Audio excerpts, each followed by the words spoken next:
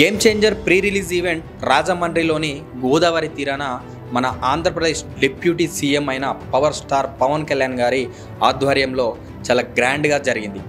ఈ ఈవెంట్కి చాలామంది రాజకీయ నాయకులు, మంత్రులు కూడా హాజరయ్యారు. మొత్తానికి ఇంతమంది అధిరథ మహారాజులు వచ్చి ఈ ఈవెంట్కి అండగా నిలిచి గ్రాండ్ సక్సెస్ అయితే చేశారు. అయితే ఈ ఈవెంట్లో పవన్ కళ్యాణ్ గారి స్పీచ్ గురించి మాట్లాడుతూ కొందరు వాళ్ళని వీళ్ళని టార్గెట్ చేసి మాట్లాడారని అంటున్నారు. కానీ ఇక్కడ ఎవరికి తెలియని నిజం ఏంటి అంటే, వాళ్ళని వీళ్ళని టార్గెట్ చేసి మాట్లాడారు అనే దానికంటే 100కు 100% నిజాలు మాట్లాడారు, ఫ్యాక్ట్లు మాట్లాడారు, జనాలకు ఉపయోగపడే మాటలు మాట్లాడారని మనం ఖచ్చితంగా చెప్పవచ్చు. దాదాపు పవన్ కళ్యాణ్ గారు 50 నిమిషాల పైనే మాట్లాడారు. కానీ మాట్లాడిన ప్రతి వాక్యం, ప్రతి పదం అందరూ మెచ్చుకునేలా, విమర్శకులు సైతం వావ్ అనేలా మాట్లాడారు. ముఖ్యంగా ఆయన మాట్లాడిన మాటల్లో తెలుగు కళామ తల్లిని ఎంతగా గొప్పగా అభివృద్ధి చేసిన గతంలో వెన్నుముక అయిన పెద్దలు ఎన్టీ రామారావు గారు, అక్కినేని నాగేశ్వరరావు గారు, కృష్ణ గారు, శోభన్ బాబు గారు, కృష్ణంరాజు గారు, దాదా ఫాల్కే, వెంకయ్య నాయుడు గారు అందరినీ స్మరించుకుంటూ మూలాలు మర్చిపోవద్దు అని, వాళ్ళు ఎంతలా సినిమాని ప్రేమించి ఈ స్థాయికి తీసుకొని వచ్చి మనకి ఈ కళామ తల్లిని అప్పచెప్పారు. కాబట్టి మనం ఈ స్థాయిలో ఉన్నాం, మనం ఇంత సంపాదిస్తున్నాం, ఈ పొజిషన్లో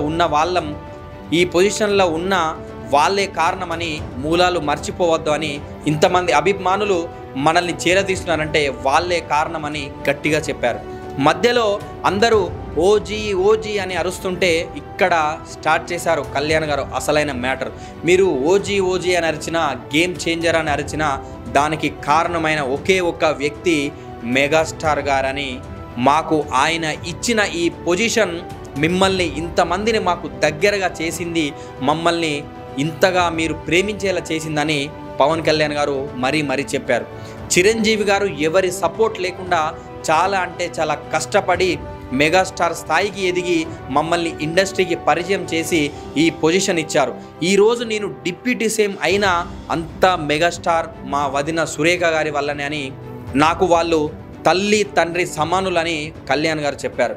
ముఖ్యంగా ఈ ఆడియో ఫంక్షన్ ఎక్కడ పెడదాము, మీరు చీఫ్ గెస్ట్గా రావాలి అన్నప్పుడు నేను దిల్ రాజు గారికి పెద్దగా ఎందుకు, చిన్నగా పెడితే సరిపోదా అని అన్నాను. కానీ ఈ సినిమాకి అందరూ 3 సంవత్సరాల పైననే కష్టపడ్డారు. 300 నుండి 400 కోట్ల రూపాయలు ఖర్చు పెట్టారు. మన నుండి కూడా సపోర్ట్ ఉండాలని భావించి వచ్చాను, దీనికి అందరూ సహకరించారని చెప్పారు. ముఖ్యంగా సినిమా ఇండస్ట్రీ నుండి సమాజానికి ఉపయోగపడే సందేశాత్మకమైన మూవీస్ రావాలని, మన దక్షిణాదిన చాలా టాలెంటెడ్ డైరెక్టర్స్ ఉన్నారని, వాళ్ళు హాలీవుడ్ని కాప్ తీసుకోవాల్సిన అవసరం లేదు అని, సొంతంగా స్టోరీస్ రెడీ చేసి రావాలని అన్నారు. ముఖ్యంగా రాజమౌళి గారు, శంకర్ గారు ఇండియన్ సినిమా మార్కెట్ని చాలా ఎంతో స్థాయికి, భారీ స్థాయిలోకి పెంచారని, బాలీవుడ్, హాలీవుడ్ ఇప్పుడు దక్షిణాది వైపు చూస్తున్నారని చెప్పారు. టికెట్స్ రేట్ పెంచడం వెనుక సినిమాల బడ్జెట్లు పెరిగాయి, ఎంతోమంది ఆర్టిస్టులు కూడా సినిమా ఇండస్ట్రీలోకి వస్తున్నారు, టెక్నాలజీ పెరిగిపోయింది కాబట్టి, డిమాండ్ అండ్ సప్లై అనే విధం ఉంది కాబట్టి టికెట్స్ రేట్స్ పెంచాల్సి వస్తుంది అని వివరణ ఇచ్చారు కళ్యాణ్ గారు. రేట్స్ పెంచకపోతే టికెట్స్ని బ్లాక్లో అమ్ముతున్నారు, అది ఎవరికో వెళ్తుంది. అలా వెళ్ళే కంటే ఇండస్ట్రీకి వెళ్తే వాళ్ళు ఎలాగూ గవర్నమెంట్కి రూపాయికి 18% చొప్పున ట్యాక్స్ ఇస్తారు. కాబట్టి ఎకానమీ రొటేషన్ అవుతుంది, అందరి దగ్గర మనీ ఉంటుంది, అందరూ హ్యాపీగా ఉంటారని చాలా గొప్పగా చెప్పారు కళ్యాణ్ గారు.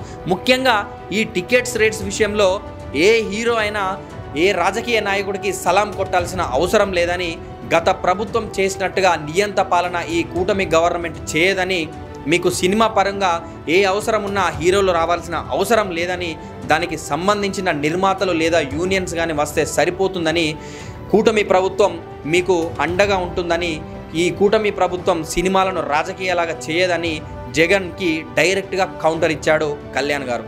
అలాగే ఆంధ్రప్రదేశ్లో చాలామంది యువత ఉన్నారని, ఇక్కడ సినిమాకి సంబంధించిన ఇన్స్టిట్యూట్, స్కూల్స్ పెట్టాలని దిల్ రాజు గారికి చెప్పారు.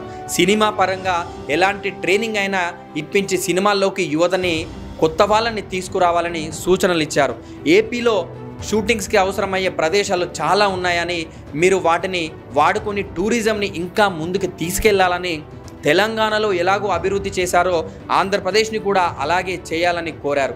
రామ్ చరణ్ గారి నటన రంగస్థలంలో చూసి నేను ఫిదా అయ్యానని ఈ మూవీలో కూడా బాగా అలరించాలని అలాగే మంచి అవార్డు రావాలని కోరుకున్నారు కళ్యాణ్ గారు.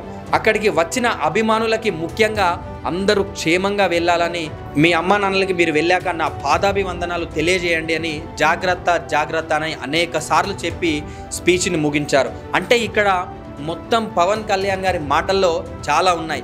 సినిమా వాళ్ళు తెలుగు రాష్ట్రాల నేమ్ ప్రపంచం మొత్తం తెలుస్తుంది, అలాగే కంటిన్యూ చేయండి అని, ఏపీ నుండి అన్ని విధాల సహకారం ఉంటుందని, సినిమాల గురించి సినిమా తీసే వాళ్ళు మాత్రమే మాట్లాడాలని, వేరే వాళ్ళు మాట్లాడకూడదు అని, సినిమాలని రాజకీయాలతో ముడి పెట్టకూడదని గట్టిగా వార్నింగ్ ఇచ్చారు కళ్యాణ్ గారు. తన పార్టీ కష్టాల్లో ఉన్నప్పుడు వకీల్ సాబ్ మూవీతో దిల్ రాజు గారు నా పార్టీని నడపడానికి నాకు మూవీని ఇచ్చి చాలా హెల్ప్ చేశారు. ఇప్పుడు ఇంతటి స్థాయిలో ఉన్నానంటే కారణం అప్పుడు వకీల్ సాబ్ సినిమా చేయడం వల్లనే, నాకు డబ్బులు రావడం వల్లనే. మనం మూలాలు మర్చిపోవద్దని, ఎంత ఎదిగినా ఒదిగి ఉండాలి అని, సినిమా వాళ్ళు ఎవరికి సలాం కొట్టాల్సిన అవసరం లేదు అని, ఇక్కడ యువతకి సినిమాల్లోకి రావాలని వాళ్ళకి తగ్గ ఇన్స్టిట్యూట్ స్కూల్స్ పెట్టాల్సిన ఇండస్ట్రీ పెద్దలకి చెప్పి, ఇటు జగన్ గారిని, ఇటు అల్లు అర్జున్ని, రేవంత్ రెడ్డిని ముగ్గురిని కలిపి ఒకే దాంట్లో వేసుకున్నారు. సో ఫ్రెండ్స్, గేమ్ చేంజర్ ఈవెంట్లో పవన్ కళ్యాణ్ గారు మాట్లాడిన మాటలపైన మీ అభిప్రాయాల్ని కామెంట్ రూపంలో తెలియజేయండి. ఇంకా ఎవరైతే సబ్స్క్రైబ్ చేసుకోలేదో వెంటనే సబ్స్క్రైబ్ చేసుకోండి. మీకు ఈ వీడియో నచ్చినట్లయితే లైక్ అండ్ షేర్ చేయండి. Thank you all.